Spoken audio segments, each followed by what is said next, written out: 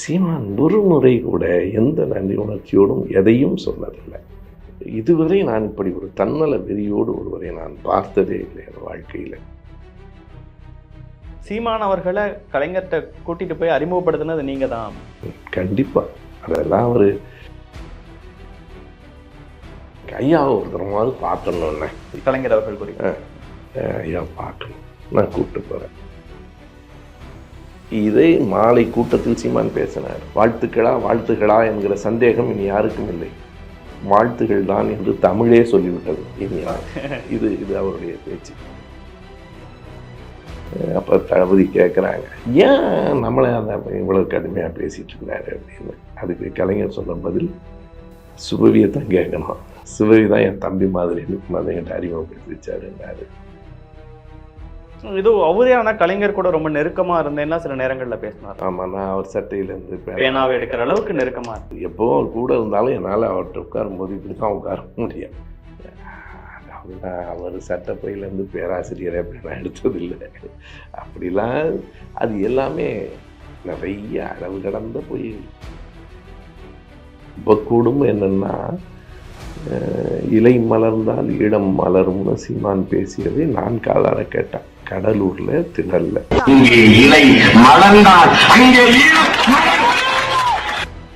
எந்த அடிப்படையில இலை மலர்ந்தால் ஈழம் மலரும்னு சொன்னாங்க? வால்பாறையில் ஒரு சந்திப்பு நடந்ததற்கு பிறகு அந்த மாற்றம் வந்துட்டான்னு கேட்டேன். அதிமுகவில் எஸ்பி வேலுமணியினுடைய தூதுவர் ஒருவர் வால்பாறையில் வர பார்த்தார்.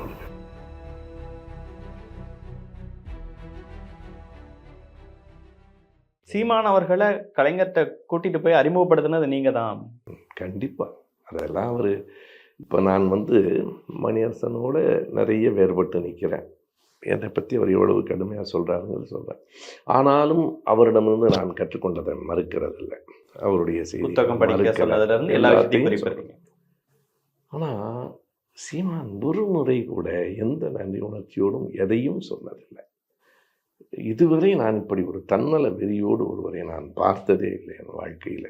என் அரசியல் வாழ்வில் எதிலையும் இவ்வளவு ஒரு பொய்யோடு இவ்வளவு தன்னல வெறியோடு ஒரு மனிதனை நான் அரசியலில் யார் மீது எனக்கு கோபம் வந்ததில்லை. நானே சில வருடங்களா உங்களை நான் கவனிக்கிறதுல நீங்க யாரையுமே தனிப்பட்ட ரீதியில நிறைய தாக்கவே மாட்டீங்க, கருத்து ரீதியான முதல் தான் போவீங்க.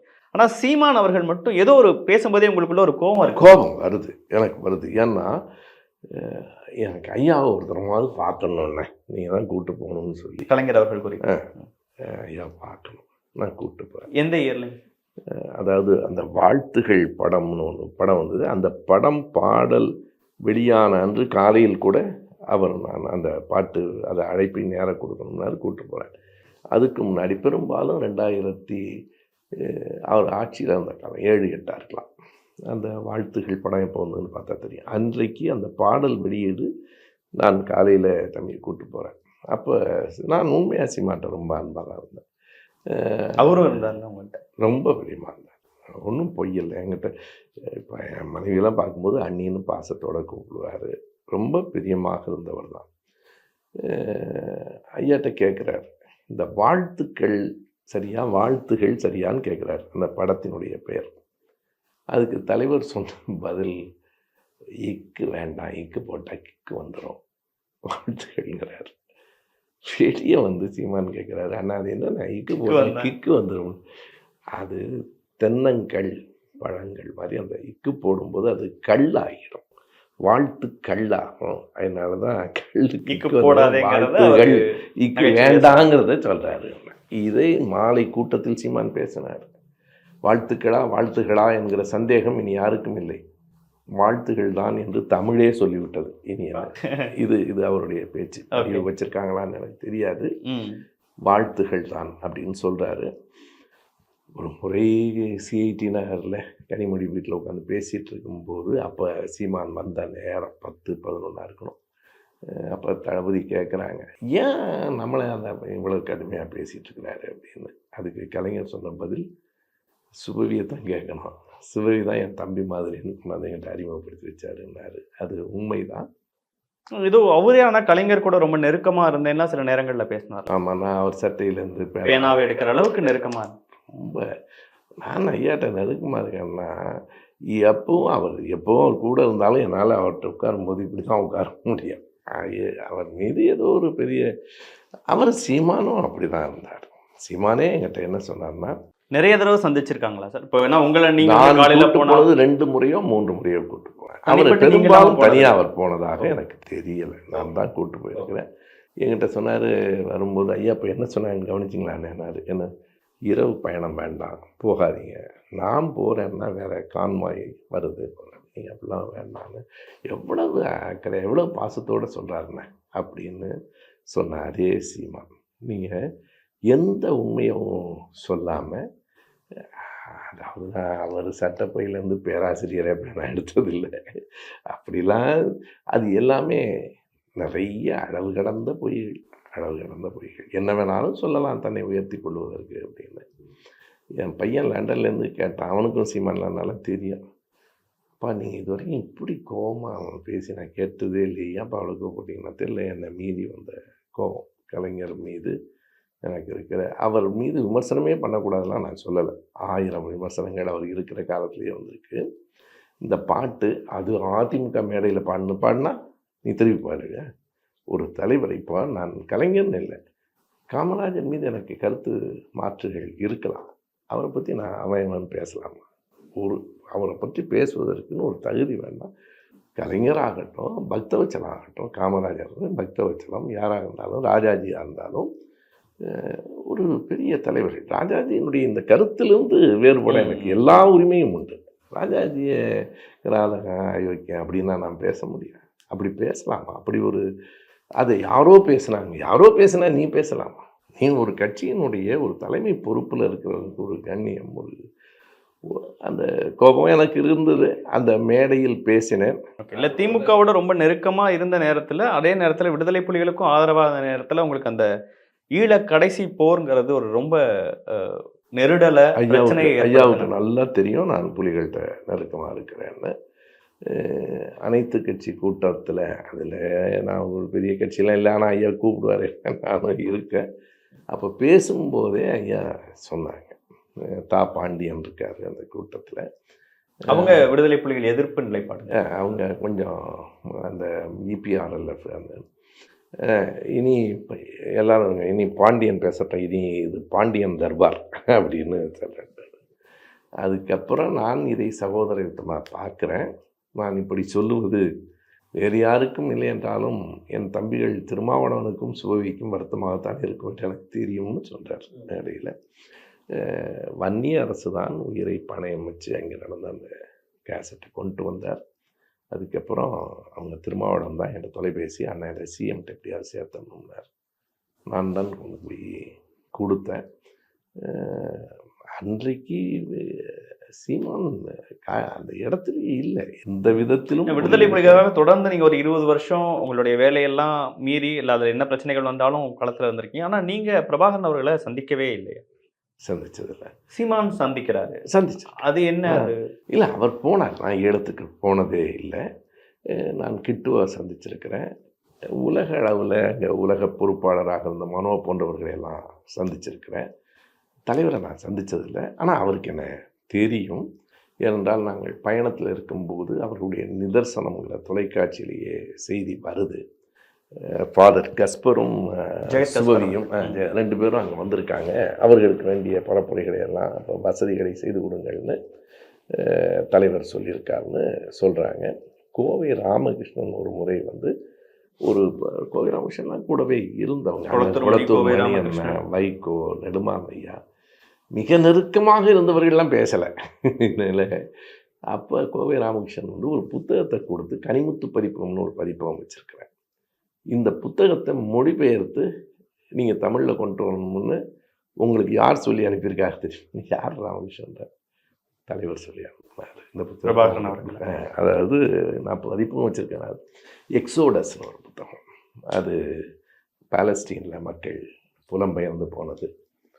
என்னால் இதை மொழிபெயர்க்கிறது என்னால் முடியாது. அவ்வளவு எனக்கு ஆங்கிலம் தெரியுமே இதுவரை, இப்படிலாம் தெரியாது. வேறு யாராவது வச்சு மொழிபெயர்க்க முடியுமா பார்க்குறேங்க, முடியல என்னால். எனவே அவருக்கு தெரியும், நான் அவரை பார்த்ததில்லை. அவர்களுக்காக தொலைபேசியில் ஏதாவது வாய்ப்புகள்? அவர் யார்ட்டையும் தொலைபேசியில் பேச மாட்டார்.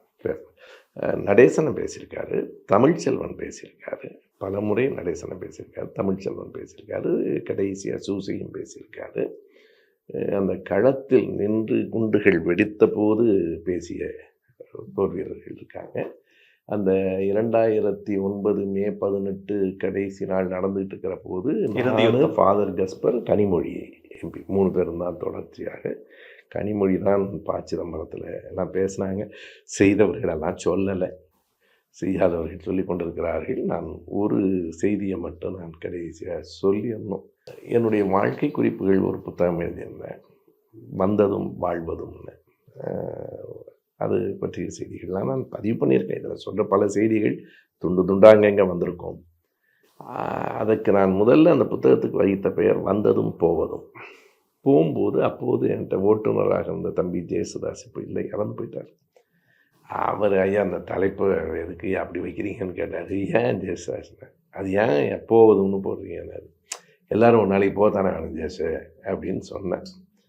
அதே கேள்வியை கலைஞர் கேட்டார், நீ ஏன் இப்போ போகிறத பற்றி யோசிக்கிறேன்னாரு. இல்லைங்க, எனக்கு அதே பதில சொல்ல முடியல. அதை நான் எப்படி சொல்ல முடியும்?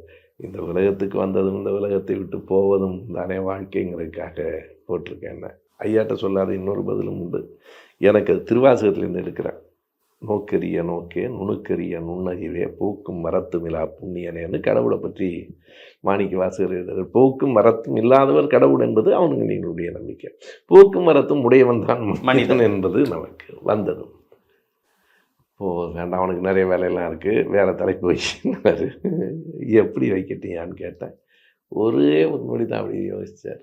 வந்ததும் போவதும் வேண்டாம், வந்ததும் வாழ்வதும் வையினார். அந்த தலைப்பில் தான் எழுதியிருக்கிறேன்.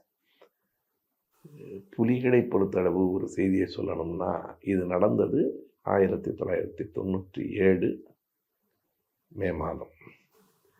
ஆனை இரவெல்லாம் முடிஞ்சு உயிர் காக்கும் ஊசி மருந்துகள் வேணும். அந்த பேரை மறந்துட்டேன். அதை ஒரு 100 யூனிட்டாவது வேணும்னு கேட்குறாங்க. எந்த இயரில் சார்? 97 மே மாதம். நான் எங்கள் அண்ணன் மருமகனே மருத்துவர் தான், அண்ணன் பொண்ணு மருத்துவர் தான். பொண்ணுக்கிட்ட இல்லை, மாப்பிள்ளைகிட்ட போய் கேட்குறேன், எனக்கு இது வேணும். இது எதுக்கு உங்களுக்கு அப்படின்னு கேட்குறாரு. அது இவ்வளோ கேட்குறீங்க? இல்லை, தேவை. இது ஆப்ரேஷன் தேட்டரில் பயன்படுத்துறது, அவ்வளோ எளிதாக கிடைக்காது, நீங்கள் வேறு வேலையை கேட்குறீங்கன்னு நினைக்கிறேன். அவங்க ஈழத்துக்கு வேண்டாங்க, சிக்கலில் மாட்டிடுவீங்க, இதை வாங்கினாலே என்னன்னு தெரியுங்கிறார். அதாவது உள்ள குண்டு தோட்டா இருக்குது, ஊசி போட்டுட்டு மரத்துக்கு போய் அதை எடுத்துருவாங்களாம்.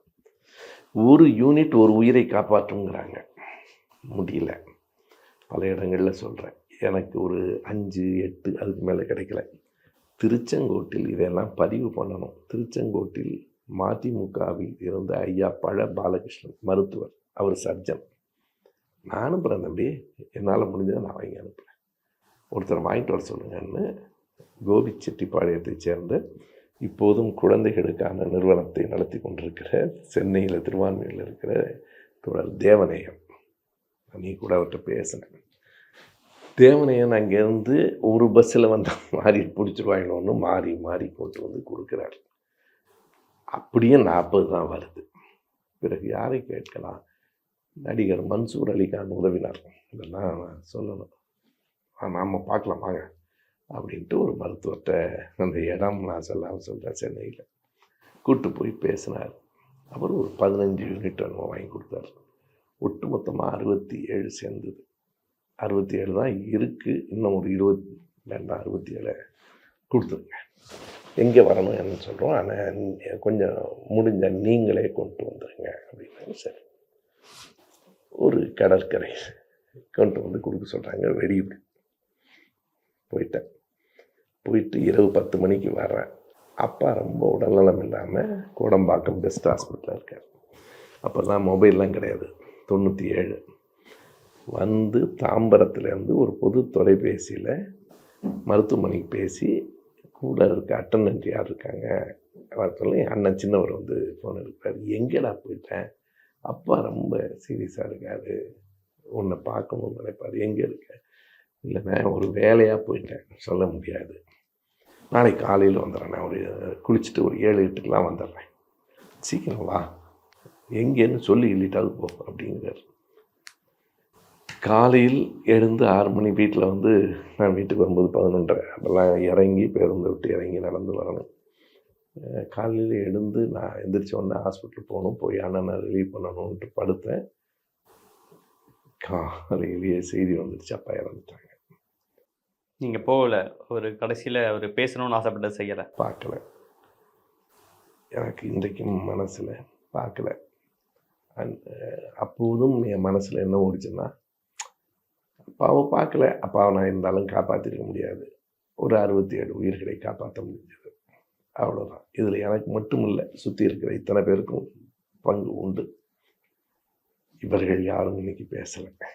ஐயா நீ திருச்செங்கோடை தாண்டி வந்த, ஈரோட்லேருந்து முசிறி வந்தேன், திருச்செங்கோடு நாமக்கல் வழியாக. திருச்செங்கோடு வரும்போது தெற்கு வீதியில் பழபாலகிருஷ்ணன் ஐயாவோட மருத்துவமனை, போக நேரம் இல்லை, ஓடி வந்த ஐயா எனக்கு தெரியல, தொடர்புகளே இல்லை. அப்புறம் தாண்டி வரும்போது தேவாவுக்கு மட்டும் தொலைபேசி, தேவா திருச்செங்கோடு தாண்டி வர்றேன், அண்ணா என்னண்ணே பாலகிருஷ்ணன் ஐயா நினைவு வந்துருச்சான்னு கேட்டார். போய் பார்த்துருக்கணும், முடியல, எப்படி இருக்கீங்க தேவா, நினைவு இருக்கா அவங்களுக்கு, எப்படி என்ன மறக்க முடியும் அப்படின்னாரு. அப்போ நான் சொன்னேன், நீங்களாம் யாருமே பேசலையே தேவா. இந்த இறுதி நாட்களில் நீங்கள் 3 பேரும் அருகருகில் இருந்தீங்க, பேசிக்கிட்டு இருந்தீங்க, அது குறித்து ப. சிதம்பரம் அவர்கள்ட்ட எல்லாம் பேசுனீங்க. ஒன்றும் இல்லை, அதாவது ஒரு ஒப்பந்தத்துக்கு வருவது நல்லது, போர் நிறுத்தத்துக்கான முயற்சிகள் தான். போரை கொஞ்சம் நிறுத்தினா அவங்க வந்து சிங்களர்கள் ரொம்ப பிடிவாதமாக இருந்தால், அதுக்கு ஒரு 2-3 நாளைக்கு முன்னாடி நடேசனை கூட எல்லாம் பேசினாங்க. பிறகு இரவு செய்தி வந்துருச்சு. அப்போ கனிமொழி சொன்னாங்க, காலையில் அப்பாட்ட சொல்லிடுங்க போயின்ட்டு. காலையில் 9 மணியில் இல்லை நீங்கள் சீக்கிரம் போங்க நான் சொல்கிறேன். 6-6:30 போய் ஐயாட்ட சொன்னேன். ஐயாவுக்கு செய்திகள் தெரிஞ்சுது. மே 18-19 அதான் கடைசி. எனக்கு மே 15-16 ஒரு அங்கேருந்து ஒரு போராடி பேசுகிறார். அந்த தொலைபேசி பின்னாடி குண்டு சத்தம் கேட்குது. அதுதான் நான் கேட்ட கடைசி குரல், கடைசி சத்தம். அப்புறம் கேட்கல. எல்லாம் முடிந்ததுக்கு அப்புறம் இதை திமுகவுக்கு எதிராக மாற்றுவதற்காக ரொம்ப கூடும் என்னென்னா, இலை மலர்ந்தால் ஈழம் மலரும்னு சீமான் பேசியதை நான் காதார கேட்டேன், கடலூரில் திடலில். நான் அப்போ தேர்தல் பிரச்சாரத்துக்காக போயிட்டுருக்கேன். 11 எலெக்ஷன் வந்துருச்சு, 9 2009 நாடாளுமன்ற தேர்தல், 11 எனக்கு சட்டமன்ற தேர்தல். நான் திருமாவளவனை ஆதரித்து பேசுவதற்காக போகிறேன். எனவே அது நாடாளுமன்ற தேர்தல் தான் நினைவு. அப்போ அவர் வெளிப்படையாக பேசுகிறார், இலை மலர்ந்தால் ஈழம் மலரும். யார் பிரபாகரனை அழைத்து வந்து தூக்கில் போடுங்கள்னு தீர்மானம் பண்ணது ஜெயலலிதா. அது எந்த பீரியட்ல சார்? காளிமுத்தனை சபாநாயகராக இருந்தபோது 2001 அந்த பீரியடு. அந்த அம்மா வரலாற்றை பார்த்துட்டு தான் இதை பேசுகிறார். ஆமாம், அந்த அம்மா ஆட்சியில் இருந்த 10 ஆண்டுகளில் தான் புலிகளுக்கு எதிரான கடுமையான ஒடுக்குமுறைகள். இப்போ எந்த அடிப்படையில் இலை மலர்ந்தால் ஈழம் மலரும்னு சொன்னாங்க? அதைத்தான் கேட்கணும். அதாவது அதற்கு பின்னால் என்ன இருந்ததுன்னு எனக்கு தெரியாது. நான் ஒரே ஒரு சின்ன க்ளூ கொடுத்தேன். வால்பாறையில் ஒரு சந்திப்பு நடந்ததற்கு பிறகு இந்த மாற்றம் வந்துட்டான்னு கேட்டேன். அதிமுகவில் எஸ்பி வேலுமணியினுடைய தூதுவர் ஒருவர் வால்பாறையில் வர பார்த்தார். பின்னால் 1000 நடந்திருக்கலாம். நீங்கள் அப்படி பேசுவது கூட ஒரு நியாயமும் இல்லாமல், எந்த நாகரிகமும் இல்லாமல். நீங்கள் அவர் ஒரு எதிர்நிலைப்பாட்டுக்கு போகும்போது நீங்கள் உங்கள் தம்பி மாதிரின்னா கலைஞர் அவர்கள்ட்ட அறிமுகப்படுத்தியிருக்கீங்க, பேச முடிஞ்சதா? அவர் என்ன சொன்னார் அப்பெல்லாம்? ஏன் அந்த ஒரு எதிர்நிலைப்பாடு எடுக்கிற என்ன? நானும் சீமானும் பேசி 2010க்கு அப்புறமே பேச்சுவார்த்தைகள் இல்லை. இது வரைக்கும் நான் 15 வருஷம் ஆச்சு. நடுவில் எங்கேயோ ஒரு இந்த 4 ஃப்ரேம்ஸ் திரையரங்கத்தில் ஒரு மாரி செல்வராஜனுடைய படம், அந்த வாழை இல்லை முதல் படம் பரியேறும் பெருமாள். பரியேறும் பெருமாள். அந்த படம் முன்னோட்டத்துக்காக நானும் மனைவியும் போய் இறங்குறோம். இப்போ சீமான் வந்தார். அண்ணா நல்லா இருக்கீங்களா, அண்ணே நல்லா இருக்கீங்களான்னாரு. அதுதான் கடைசியான சந்திப்புன்னு நினைக்கிறேன். அதுக்கப்புறம் நான் பார்க்கவுமே இல்லை, பார்க்க விரும்பவும் இல்லை. இப்போ இந்த இறுதி போர் குறித்து ஈழத்தில் நடந்த அந்த விஷயங்கள் குறித்து கலைஞர் அவர்கள் அப்போ நீங்கள் அருகாமையிலிருந்து பார்த்தவர் இல்லை, அதாவது நம்ம தமிழ்நாடு அரசு தலையிட்டு அதில் கண்டிப்பாக எதுவும் செய்ய முடியாது. ஆனா ஒரு பெர்செப்ஷன் அப்போ வந்து தமிழ்நாடு அரசு நிறுத்தியிருக்க முடியும், கலைஞர் நினைச்சிருந்தா அடிப்படையில் தப்பு. அதை நான் ரொம்ப விரிவாக என்னுடைய புத்தகத்தில் எழுதியிருக்கேன். ஈழம் தமிழகம் நான் புத்தகத்தில் விரிவாக எழுதியிருக்கிறேன்.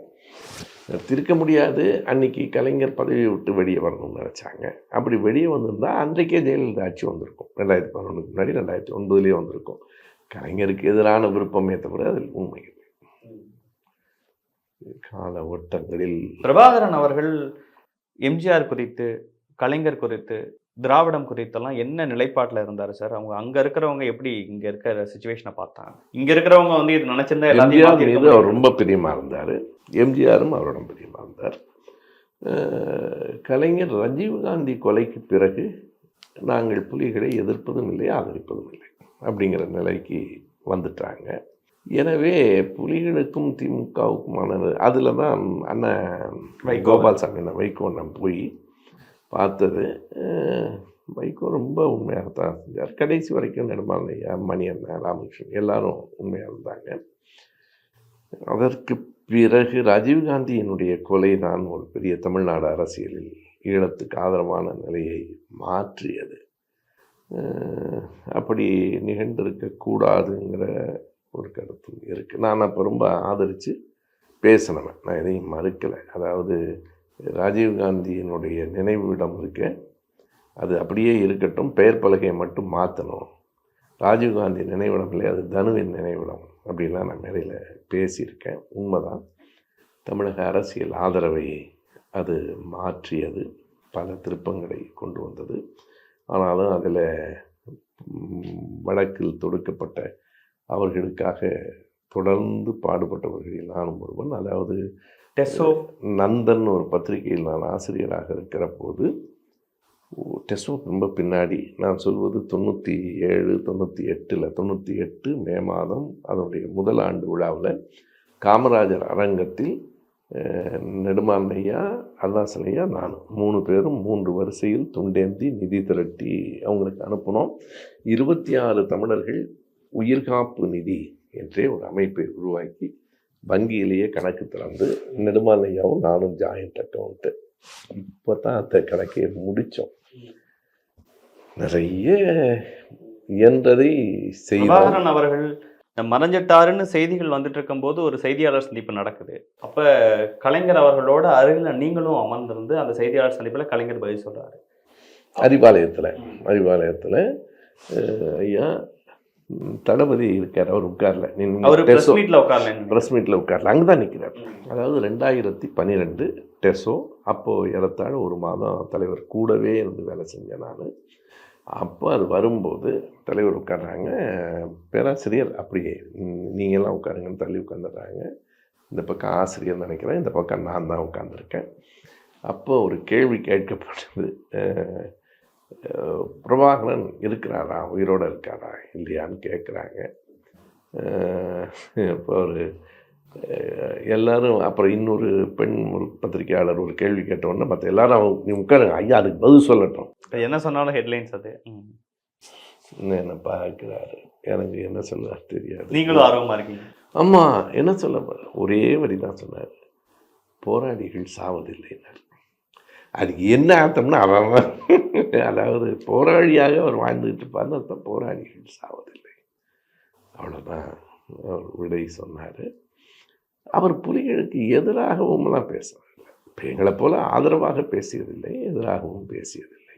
அந்த நிகழ்வு, இறுதி யுத்தம், அதில் நடந்த அந்த உயிரிழப்புகள், அதெல்லாம் குறித்து வருத்தப்பட்டு என்னென்ன விஷயங்கள்லாம் உங்கள்கிட்ட ஷேர் பண்ணியிருக்காரு? நீங்கள் அந்த காலை 6 மணிக்கு போகிற போது ப. சிதம்பரத்துக்கு ஃபோன் போட்டுக்கிட்டு இருக்காரு. அதை என்கிட்ட காமிச்சார். அப்படி நடந்திருக்கு, அந்த உண்ணாவிரதத்தில் கூட இருந்தேன். இருக்கலாம், நம்மளால் முழுமையாக கலைஞராலும் அதை காப்பாற்ற முடியாமல் தான் போயிற்று, அது ஒன்றும் மாற்று இல்லை. ஆனாலும் அதை இவர்கள் பயன்படுத்தி கொண்டு ஜெயலலிதாவுக்கு ஆதரவாக பேசுவதெல்லாம் எந்த விதத்திலும் நியாயமில்லை அப்படின்னு எல்லாரையும் அனுப்பிட்டு என்று சொல்கிறாரு. நித்யா கூட இருந்தார். மற்றவங்களுக்கெல்லாம் தேர்தல் பழக்கம், உனக்கு இது புதுசு. இலக்கிய கூட்டம் பேசுறது வேற, தேர்தல் பிரச்சாரம் வேற. எச்சரிக்கையாக இருக்கணும். நீ எந்தெந்த ஊருக்கு போகிற, என்னைக்கு எந்த ஒரு தேதின்னு உன்னோட ப்ரோக்ராம் எழுதி கொடு, நான் அந்த மாவட்ட செயலாளர்களை உன்னை பார்த்துட்டு சொல்கிறேன் அப்படின்னு சொன்னபோது கண்கலங்கிட்டேன். நான் அதுக்கு எழுதியிருந்தேன், மறுபடியும் ஒரு முறை என் அப்பாவின் குரலை கேட்டேன் அப்படின்னு எழுதியிருந்தேன். அந்த நெருக்கமும் ஆனால் சிலருக்கு சில உறுத்தல்களையும் ஏற்படுத்தியிருக்கேன். கண்டிப்பாக. ஆனால் என்ன ஒரு சிக்கல்னா, நான் செய்த ஒரு நல்ல செயல், நான் கட்சிக்குள் உறுப்பினர் ஆகலை. எப்போதும் எந்த அரசியல் செய்திகளுக்காகவும் கோபப்பட்டு பேசுகிற இயல்பு எனக்கு இல்லை. ஆனால் சீமான் கலைஞரை பற்றி அவ்வளவு இழிவாக பாடும்போது அன்று இரவு முழுவதும் என்னால் தூங்க கூட முடியல. கோபம்